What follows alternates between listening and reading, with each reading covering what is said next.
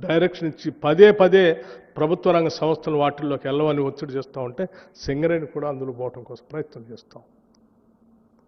Singareni management కానీ కార్మికులు కానీ చాలా చిత్తశుద్ధితో పనిచేసుకుంటూ పోతాం. ఈ ప్రభుత్వం కూడా అంతే కమిట్మెంట్తో పనిచేసుకుంటూ పోతాం. దయచేసి మీ అవసరాల కోసం, మీ వ్యక్తిగతమైన ప్రయోజనాల కోసం, మీ రాజకీయ లబ్ధి కోసం, ప్రయోజనాల కోసం ఈ రాష్ట్రం పైన, సింగరేణి పైన ఇటువంటి తప్పుడు ప్రచారం విషం చెమ్మొద్దని మాత్రం విజ్ఞప్తి చేస్తూ ఉన్నాను. ఎస్, మీకు ఏదైనా అనుమానాలు ఉంటే my doors are always open 24 hours. Any time you can come and knock the door. దేన్నైనా ఓపెన్గా ట్రాన్స్పరెంట్గా నేను చూపించడానికి సిద్ధంగా ఉన్నాను. ఎక్కడా దాపరికాని కూడా ఏమి లేదు. ఇప్పటికైనా ఈ వాస్తవాలను గమనించి పెద్దలు రాధాకృష్ణ గారు, ఇప్పటికైనా మీ మీద గౌరవం ఉంది మాకు, ఇప్పటికైనా రాసిన కథనాలన్నీ తప్పుడని వాటిని తిరిగి ప్రపంచానికి తెలంగాణ ప్రజలు తెలియజేస్తారని నేను ఆశిస్తూ ఉన్నాను. అలా జరగనప్పుడు నా పరువు ప్రతిష్టలకు భంగం కలిగేటట్టుగా 40 ఏళ్లుగా నేను పోగేసుకున్నటువంటి క్యారెక్టర్ అసాసినేషన్ చేశారు మీరు. ఇది తగదండి, మీకు ఇది తగదు. నా ప్రయాణం చాలా సుదీర్ఘమైనటువంటి ప్రయాణం. ఇక్కడ రావటానికి ఒక్క రోజులో వచ్చిన ప్రయాణం కాదు నాది. ఎన్నో కష్ట నష్టాలు కోర్చి, ఎన్నో వ్యయ ప్రయాసాలు కోర్చి, ఎన్నో ఒత్తిళ్లను తట్టుకొని నేను ఎడదాకా వచ్చాను. ఆ వచ్చింది ఒక లక్ష్యం కోసం, ఒక సంకల్పం కోసం. నేను ఇటువంటి చిల్లర పనుల కోసం రాలేదు, చిల్లర కార్యకలాపాల కోసం రాలేదు. నాకు వేరే ఉన్నతమైనటువంటి ఆలోచనలు, భావాలు ఉన్నాయి.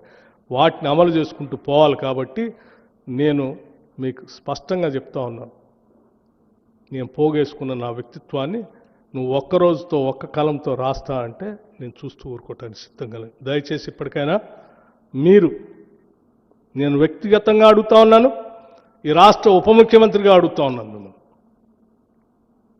రాసిన దాన్ని పొరపాటని మీరు తిరిగి వాస్తవాలన్నీ ప్రచురిస్తారని ఆశిస్తా ఉన్నాను. ధన్యవాదాలు. Thank you.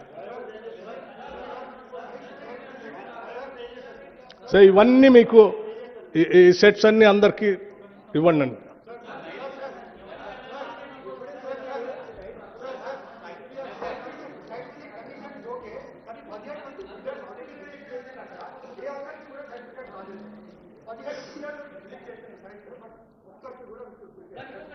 రాహుల్, సరే, ఇవన్నీ ప్రొసీజరల్ యాక్టివిటీస్. బట్ స్టిల్ నువ్వు అడిగావు కాబట్టి నేను నాకు తెలిసింది నేను చెప్తా ఉన్నాను. బట్ ఆ సింగరేణి మేనేజ్మెంట్ మీకు ఆ ప్రొసీజర్ గురించి అంతా చెప్తారు. నేను కూడా కనుక్కున్న నీలాని ఎక్స్ప్రెషన్ అంటే టెక్నికల్ జార్గన్ నాకు తెలియదు. టెండర్ పిలిచిన తర్వాత ఇక్కడ పలానా దానికి టెండర్ పిలుస్తున్నాము, ఇంట్రెస్ట్ ఉన్నటువంటి వాళ్ళంతా పరిశీలన చేసి ఏమైనా అభ్యంతరాలు ఉంటే ప్రీ బిడ్ మీటింగ్ అని ఒకటి పెడతారంటే ఆ బిడ్ మీటింగ్కి వచ్చి అందరూ చెప్పమని చెప్తారు. వాళ్ళ అభ్యంతరాలు అన్నీ విన్న తర్వాత మార్పులు చేర్పులతో కోరిజెండం అని రిలీజ్ చేస్తారు. రిలీజ్ చేసిన తర్వాత వీళ్ళు టెండర్స్ని సబ్మిట్ చేయాలి. ఇంకా అసలు కోరిజెండమే రిలీజ్ చేయాలి. టెండర్ సబ్మిట్ చేసే డేటే స్టార్ట్ కాలేదు. ఇంకా అప్పుడే నీకు సైట్ విజిట్ ఎట్లా ఇస్తారు? అసలు అందులో అది ఉంటుందో లేదో కూడా తెలియదు. సైట్ దగ్గర పోతే కోరిజెండం రిలీజ్ చేసిన తర్వాత ఫైనల్గా అప్పుడు ఏ కండిషన్స్ ఉన్నాయో చూసుకొని అప్పుడు ఆ సైట్ దగ్గర పోతారో, లేకపోతే ఇంకో దగ్గర పోతారో, ఇంకేడు దగ్గర పోతారో.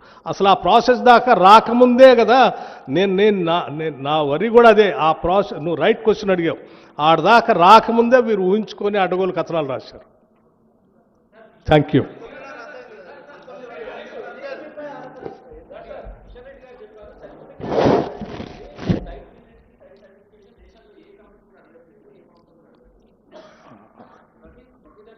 డియర్ ఫ్రెండ్, నేను ఎప్పటిదాకా అన్ని చదివినిపించాను. డియర్ ఫ్రెండ్, నేను అన్ని చదివినిపించాను. అవన్నీ ఈ దేశంలో ఉన్నటువంటి కంపెనీలు, ఈ దేశంలో అంతర్భాగం, ఈ దేశంలో ఉన్న రాష్ట్రాలు, ఈ దేశంలో వారి పాలనలో ఉన్నటువంటి సంస్థలకి కూడా చదివినిపించాను.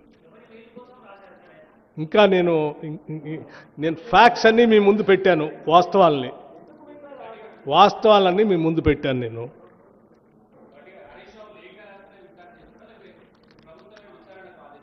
ఏమ్మా వారు నేనన్నాను లేఖ రాస్తున్నారు కదా, నేను అనుకుంటున్నాను అవన్నీ సక్రమంగానే జరిగినాయని అనుకున్నాను నేను.